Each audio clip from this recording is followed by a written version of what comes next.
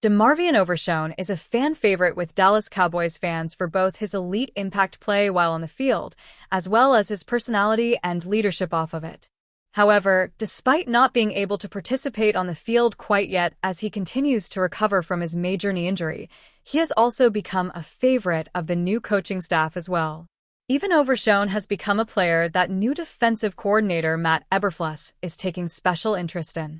So much so that, as he told the Dallas Morning News, he hopes Agent Zero can become his next version of Cowboys legend Sean Lee. "We talk about Sean Lee a lot," Overshone said. "Just how he was able to diagnose plays before they were even run." Dallas Cowboys linebacker DeMarvion Overshone at training camp at the River Ridge Fields in Oxnard/Kirby, Lee main images. Obviously, that is a lofty goal. Lee was an elite player and arguably the best at the position that the Cowboys had produced since the turn of the century.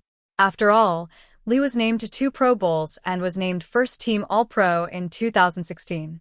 He also finished his career as the team's all-time leader in total tackles at the linebacker position with 802 combined stops.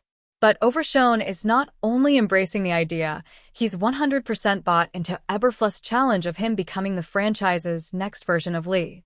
"This guy has coached some of the best," Overshone said. "So when he comes to me and says you've got what it takes to be just like one of those guys, I don't take that lightly. I want him to push me every day so I can reach that full potential." Following Thursday's team practice, Cowboys rookie running back Jaden Blue had a smile on his face that stretched from one ear to the other. Why?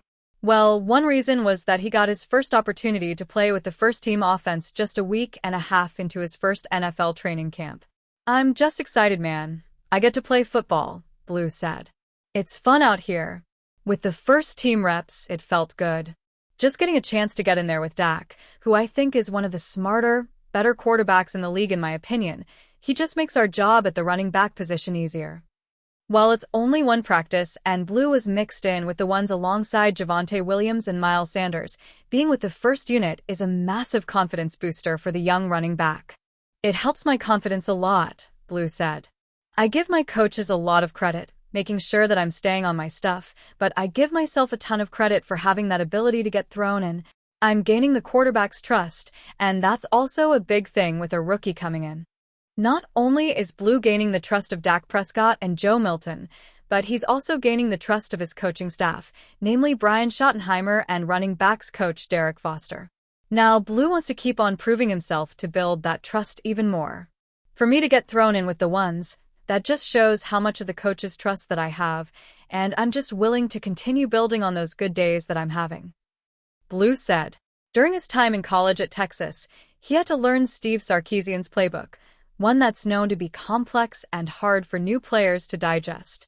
Fortunately for Blue, he's seeing that a lot of the same things between what Sarkisian and Schottenheimer like to call offensively, and it's made it easier to acclimate himself to the Cowboys' offense. "These playbooks are very similar. I think Coach Schotty's play calling and Coach Sark's play calling is similar," Blue said. "The only difference that I see that was really big for me is just hearing a play called in the huddle and having to go run it instead of seeing the signal or seeing the board. Sometimes, it can take some time to adjust to the NFL style of relaying plays and memorizing terminology." For Blue, it's been mostly seamless, and he feels like he has a grip on everything that Schottenheimer wants to do offensively, which allows him to use one of his best attributes, speed. "It's been a huge confidence booster for me to know the whole playbook. I know pretty much the whole playbook now, so I know what I'm doing," Blue said. "I pretty much have the ability to play free and not have to think so much." One aspect of his game that Blue has wanted to improve from his time in Austin was holding on to the football. He knew coming into the NFL that he had to be better with it and made a big effort in the offseason to enhance his ball security. "Towards the end of last year, I started picking it up a lot more, started being more aware, started being more conscious and making it a big emphasis on how I carry the ball. And now it's kind of a habit now," Blue said. "As a running back, you're taught to tuck the ball in traffic, and it's something I do naturally whenever I get around someone. So it's something that's probably not even an issue anymore. I haven't fumbled at all." Both the Cowboys and Blue hope that his improved ball security in camp translates to the season, and he's able to prove his knowledge of the playbook by making an impact on the offense in his rookie season. The Dallas Cowboys haven't reached the point of no return with Micah Parsons, but it doesn't seem like the contract situation is trending in the right direction. If the contract talks eventually reach a point where the Cowboys have to start taking or making calls on a Micah Parsons trade, interested teams can expect a high price tag for the veteran pass rusher. NFL expert Bill Barnwell recently projected what Parsons' price tag could look like if the Cowboys begin to work the phones. To no surprise, it's pricey. 2 first-round picks and more, Barnwell wrote on ESPN.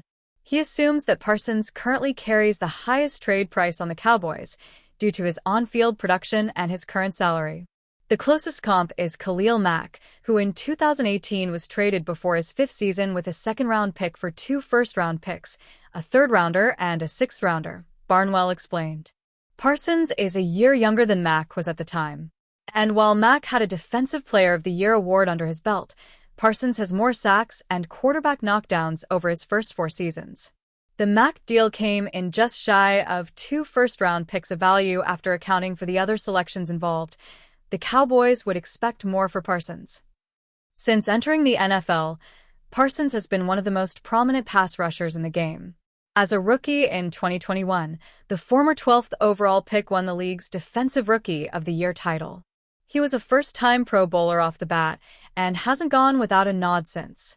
In 63 games over the past 4 seasons, Parsons has rounded up 256 tackles, 63 of which were for a loss. He got to the quarterback for 52.5 sacks and knocked down the QB 112 times.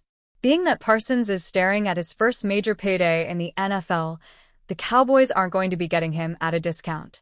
On Tuesday, NFL insider Adam Schefter offered an update on the Parsons-Cowboys contract saga. The situation seems far from resolved with the first week of training camp in the books. I would say right now we're nowhere on that deal, ESPN's Adam Schefter reported on Tuesday. We are further away from a deal in late July, early August than we were in late March, early April. The two sides have gone backwards, not forward. Most believe that Parsons and the Cowboys will get something done at some point, but it's difficult to imagine that's a guaranteed scenario as of now. Parsons and the Jones family have traded public shots over the past week, signaling that a standoff is in play. The longer the situation plays out, the more frustrated both sides will become.